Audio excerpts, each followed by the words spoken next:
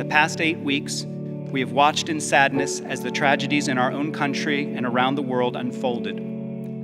But as the rest of us have merely looked on at the events that threaten to tear apart our globe, to divide us along lines of nationality, race, ethnicity, gender, or religion, you, the students of the language schools, have been making peace and creating understanding in the most concrete and yet magical of ways, by learning a new language, by immersing yourself in another culture, and by learning to understand other people on their own terms.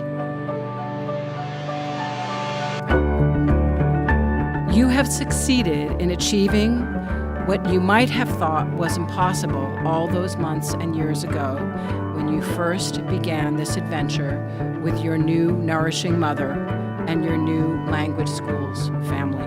And within this family, because of this, you have changed. What's at the heart of this change, your change? I believe it's the language pledge and its power. At the beginning of the summer and at the beginning of the many summers in which you have worked to earn your degree, you were told, "May the pledge be with you," and it was. You already know that phrase, "May the pledge be with you," is of course a play on the phrase from Star Wars, "May the force be with you." However, what you may not know is that the force, the power that animates all things, is a concept from early Sanskrit texts, the Upanishads. For early Indian thinkers, the first idea of the force, called Brahman, was not magical. It wasn't about waving a wand. It was the simple idea that the power of the word held up the world, and the power of the well-spoken word guaranteed human flourishing and prosperity.